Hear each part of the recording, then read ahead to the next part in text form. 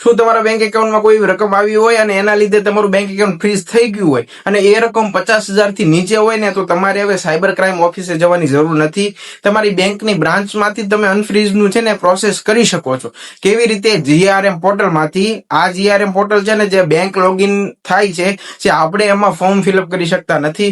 તમારે બેંકે જવાનું રહેશે. બેંકના બ્રાન્ચ મેનેજર હશે ને, તેની પાસે લોગિન હશે, તે તમને ફોર્મ ફિલઅપ કરી શકે છે. અને એના લીધે છે ને, તમારે એમાં કોઈ પણ ડોક્યુમેન્ટ વધારે માંગે તો તમારે ફિલઅપ કરવા પડશે, આપવા પડશે. બરોબર? એમાં કેવું હોય કે જીઆરએમ પોર્ટલમાં તમે ફોર્મ ભરશો ને, એટલે જે તે બ્રાન્ચમાં જ્યાંથી તમારું બેંક એકાઉન્ટ ફ્રીઝ થયું છે ત્યાં તમારા ડોક્યુમેન્ટ જશે, ચેક કરશે, અને જો એને જરૂર પડે તો એ વિડીયો કોલ પણ કરી શકે છે બેંક બ્રાન્ચ મેનેજર તમને, અને બધાને કોન્ફરન્સમાં રાખીને. બરોબર છે? પણ આવું જનરલી થતું નથી. બેંક એકાઉન્ટ અનફ્રીઝ થઈ જાય છે.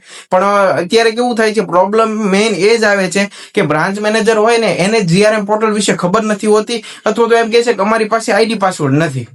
તો હવે જો મારા નજીકના એરિયામાં તમે કોઈ રહેતા હશો અને તમારી આવી કોઈ પ્રોબ્લેમ હશે ને, તો મને ફોન કરજો. આપણે રૂબરૂ જઈ અને બેંક મેનેજરને જરૂરથી મળીશું અને વિડીયો પણ બનાવીશું.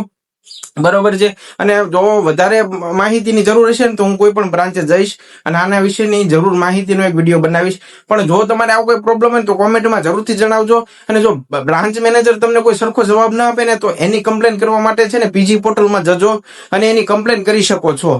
જેથી કરીને તે તમને સામેથી ફોન કરશે કે ભાઈ તમારે શું કામ છે, બોલો, શું થયું છે એમ. તો આવું કઈ થાય ને, તો છે ને કોમેન્ટમાં જરૂરથી જણાવજો. અને મારા નજીકના એરિયામાં હશો ને, તો જરૂરથી મદદ કરીશ. આવી જ માહિતી માટે મોટા ભાઈ ફાઇનાન્સ ચેનલ સબસ્ક્રાઇબ કરો.